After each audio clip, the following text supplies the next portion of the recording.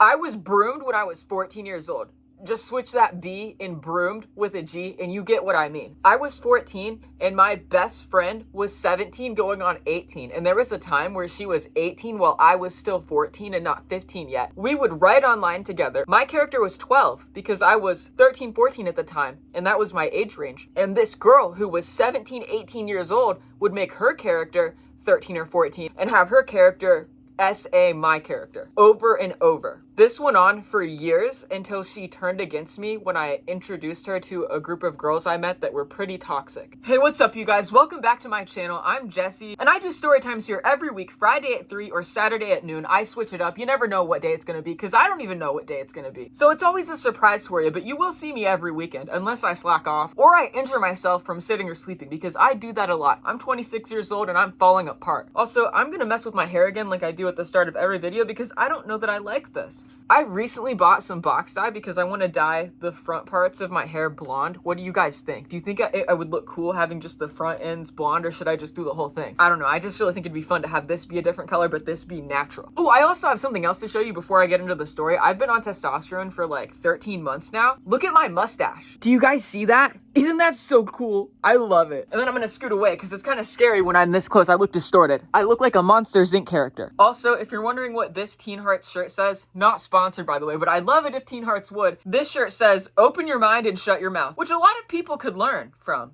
doing. Yeah. Anyways, let's get into the story time because this is a juicy one. I'm going to be very picky with the words I use so that YouTube still pushes this to all y'all because yeah. Trigger warning, if you've been through this, maybe don't watch this one this week. I normally don't say trigger warning because everybody I tell you what the story's about at the start and it's usually, you can tell if it's too much for you or not, but this one, again, I'm just going to reiterate, this is about being, I'm going to use the word broomed, but just know I mean switch the B in broomed. I'll put the word up here on the screen. Switch the B in broomed with the G, okay? Switch these, and that's what happened to me. So if that's happened to you, do not watch this. If you think it's going to upset you, please don't watch this because I care about you more than I care about you giving me a view. So please click off now. I appreciate you watching this far. Tune in next week. If you want to still support me, you can like the video and comment or share this with your friends, but please don't watch if it's going to hurt your health. All right, let's get into it. So when I was a kid, I would dissociate by going onto these online forums or websites that I would make and roleplay. I would make my own characters, my OCs. They were always boy characters. I don't know how I didn't realize I was trans or nobody else around me because I would always be a boy character and I would say,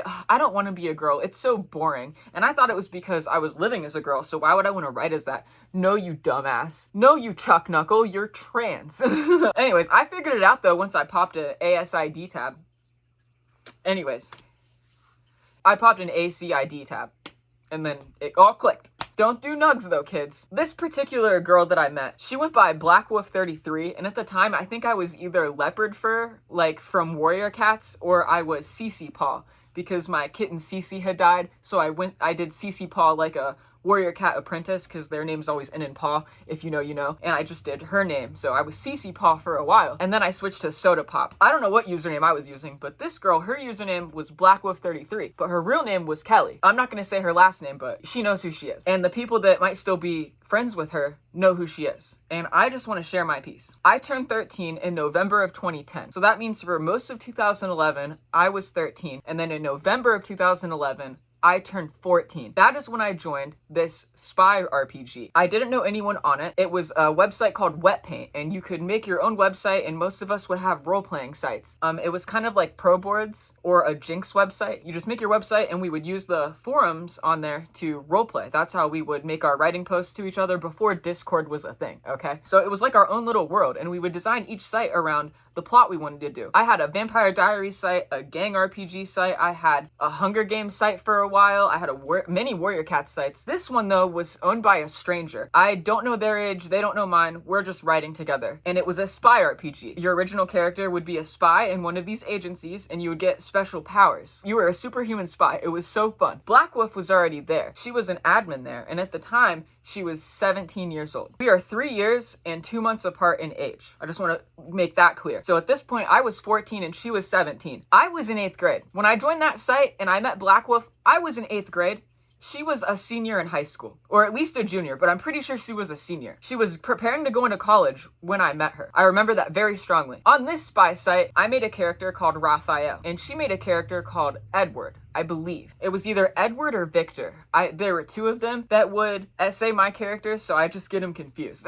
I don't know if I can say smut on here. Can I say smut? At first, when I was 14 and she was 17, I'm pretty sure we kind of just were focusing on the spy part, and our characters were love interests, but we didn't get that far because the owner of that website disappeared. And we didn't want to change her website, or I don't know if they're even a girl. We didn't want to change their website and then have them come back and take it back over, so we thought, how about you and me go make our own spy RPG and invite our friends to it so it stays active and we have full control. So that's what we did. We completely dipped from this site. That person never came back. They just probably got sick of writing. We made our own site called Nonpareil Bureau. I created Nonpareil Bureau in March of 2014. So for 2 years, I wrote with Black Wolf 33, or like a year and a half, while I was 14 years old and they were 17. This is 2014 though. So it's March 2014. I'm 15 years old. This girl is now 18 and she's in college. Okay, Kelly's in college, but we met when I was in the 8th grade and she was 11th and 12th grade. So at this point, we've been friendly for years. We have video chatted. We have texted each other. We write every single night. I go home, the first thing I do after school and practice is get online and write with this person and talk to this person, and she's my best friend. And because we met when she was still in high school and I was in middle school, almost in high school, I didn't think it was weird because I thought, well, I'm an older teenager and she's just going into college. My big brother's in college and I'm friends with him and I know some of his friends. It's not weird. Well, it kind of is when the person that you're friends with is older than you and lives in another state and you've never met them in person and you don't really know them and they're writing graphic stuff with you. When we made that website, that's when the graphic stuff started.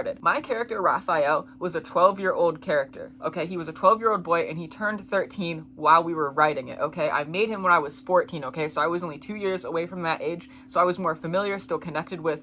I was still in middle school. 12 to 14, you're in middle school, so my characters were middle school characters. At this point, Kelly's in college. She's a freshman in college. Tell me why she makes her character 13 years old. You're 18.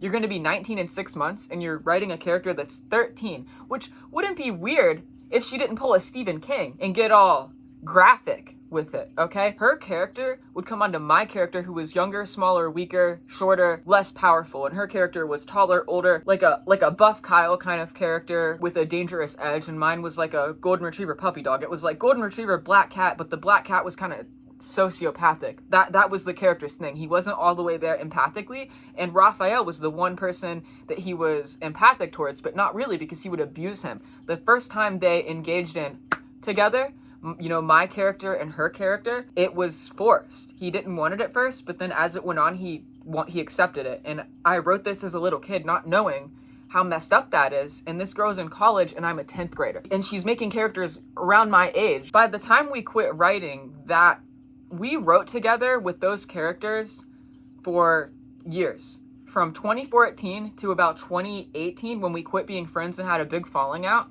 which is a story for another time, we wrote together. So it was about 5.5 years of this, and for 4 of it, her characters were always this domineering Christian Grey, I'm above you, you're below me type, kiss the ground I walk on or I'm gonna hurt you kind of thing. And I'm growing up in an abusive home, and this person knows that, so I'm writing this thinking it's normal, like, for my character to go through horrific things, because that's what I was going through. I was essentially projecting my life onto this character. And my dad was also abusing me at home. I don't know if Kelly knew that.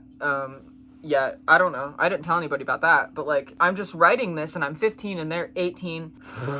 I don't know. It's one thing to be graphic and write smut for people your own age, like me being 15 with another 15-year-old, but to do that with a college kid, that's weird, right? Am I being dramatic by this? When I reflect on it now, that 3.5 years is kind of a big deal in this case, considering what we're writing. And why were her characters always the abuser? She always would go to that role. She loved doing it, was the one friend that would always play the bad guy. We can never find people that want to play the bad guy. They always want to be the victim one, because that's more fun, I guess. I don't know. She loved being the bad guy. And I used to like that, because, like, oh, fun, I get to just fully do this character arc in my head of my character being weak and then becoming powerful and strong. And she loved being the one that was trying to push them back down to a level that they should be at. And I don't know what she was getting out of it.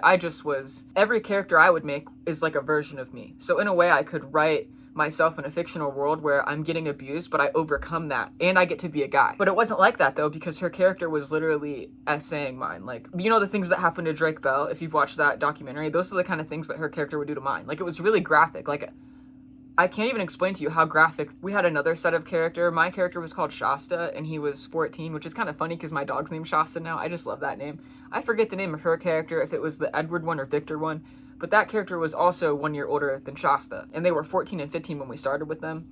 And when we ended, I think mine was like 18 and hers was like 19, because we role-played them for years. And each year that would come around, we would age them up for fun. There was a time where we were writing for 2 months and I was 16 and she was 20 because I hadn't had my birthday yet. 17 and 20 like isn't that weird to me, but 16 and 20 is. Kelly would come to me about things in her life. I really believe it was her trying to be my friend, but now looking back on it, I don't think it was appropriate. She's just a little bit older than me, but it just feels like a lot considering what we were doing. Like, it just doesn't seem appropriate. And because of this, I feel like it confused my boundaries of what's okay to write with people and what's not, or how much of an age gap is too much or what's not. It became hard for me to recognize in real life when guys were being pushy, because the guys in our roleplay were pushy, because Raphael's boyfriend is pushy, but Edward really loves him at the end of the day. He's pushy and aggressive, but he really cares about him. So I thought that the guy named Jacob that was being pushy with me, that told me over text I'm pushy sometimes, was love. You're pushy to people you love because you just really want them. That's why you push their boundaries. It's love.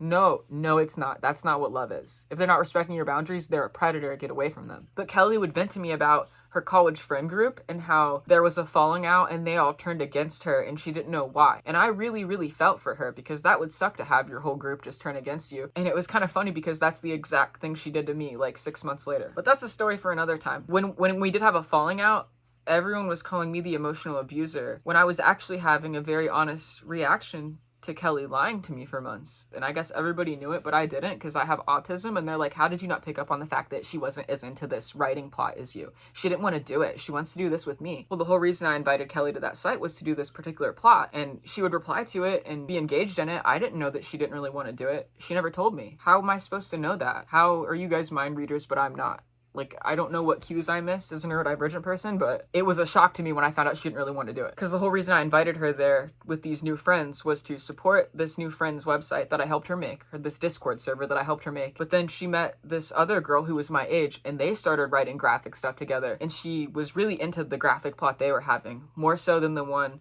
we were gonna do. Ours was more slow burn, but the one with the other girl that owned the server was really graphic and the stuff that she liked writing. And I didn't like to write the graphic stuff as much. I preferred more like the action stuff, the actual plot of what we were doing, which that site was like a rough-in mafia RP. So I wanted to write like the mafia stuff, like go on missions and like do that. Kelly still liked the graphic BDSM it, and so that's what they were doing. And she just got really close with that other girl and started to want to do a plot where her character ends up with them instead of mine, which would have been fine if she told me about it. Imagine from June to October, you're writing for months this plot just to find out that your friend doesn't want to do it with you and everybody else knows but you. And then when you have an honest reaction of betrayal and you struggle to kind of move past that after one conversation, you're an emotional abuser. I was called an emotional abuser for sending Kelly a message on day 2 after we discussed that she didn't actually want to do the plot because I wasn't over it and I wanted to talk again. Apparently that was emotionally abusive. I wish I had a screenshot of the text I sent. This was 2018. I wish I knew what I said so I could read it and figure out if I didn't word it correctly, because I'm very neurodivergent when I text and very blunt, and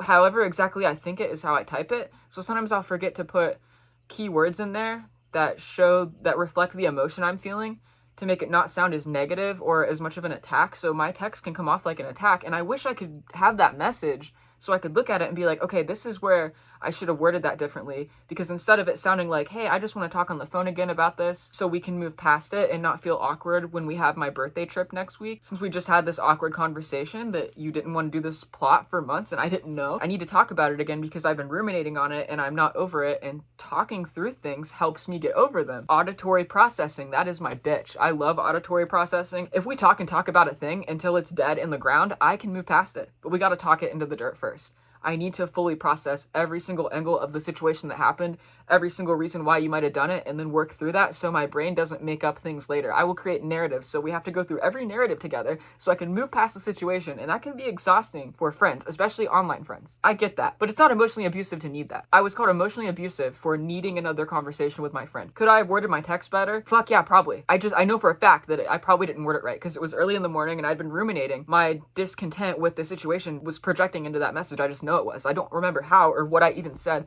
but I know it could have been worded differently. But I don't think I'm an emotional abuser just because I didn't word something right. Just because I don't word my messages right when I'm trying to set boundaries or explain why I did an action, I would always get crucified for that because I would come off like such an unempathetic dick when no, I'm actually trying to connect. I'm autistic and you guys aren't. Kelly's the one that knows they didn't want to write with me anymore. Why didn't they tell me? Hey, I want to write this other plot because it's really graphic and smutty and that's what I like and yours is boring. I'm not into your character. I want to write with this one. I know I joined because we were going to write together, but I want to do this now. I would have been upset. Yeah, I would have been really sad, but I would have gotten over it better if you told me right away than making me wait for months. I can't wait to tell you guys more. I will tell more about this story next week. I think it's a really good one. I had this major falling out with this friend group that Kelly, my broomer, was like the main cause of. And to this day, the person I'm most disappointed in is Kelly. But I'm also glad I'm not their friend anymore. Because imagine if we were still friends and then I had an epiphany. I'm 26 now. My prefrontal cortex is fully developed now, right? Although they say neurodivergent people take until 35, but I don't know. Assuming it's fully developed now, imagine I was still friends with Kelly and I know what I know now, that it was really inappropriate, the things that she would write with me. I don't think I could be her friend. It would make it really weird, like considering how our friendship started. Like, why were you writing smutty graphic stuff when you were 18, 19 with a sophomore?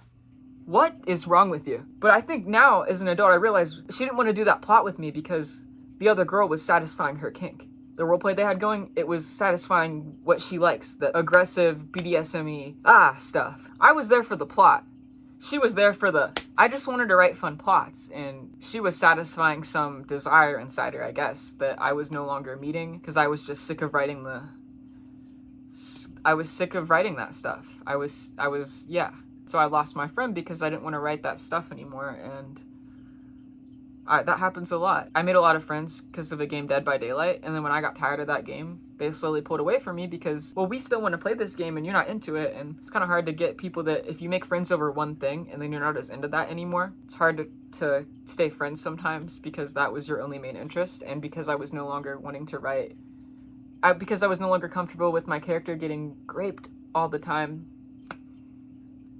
I lost my friend. But were they a friend? Or were they just using me to satisfy their weird kinks? Kelly, why? And why am I the bad guy in their story now? You know what? I hope I am, because you broomed me. So I hope I traumatized you then, honestly. Like, why did you do that? I'll see you guys next week. Friday at 3, Saturday at noon. Please subscribe. It really helps me out. I'm saving for top surgery. I have a consultation on Halloween. So excited. No more biddies. I can't wait. Anyways, I'll see you guys next week. Thank you. Thank you. Thank you. Bye. That one was a bit slow and not as dramatic, right? Let me do that again. Here, I'll see you guys next week, Friday at 3 or Saturday at noon. I don't know. Hit that subscribe button, like button, comment, all that stuff. Bye! That was pretty good.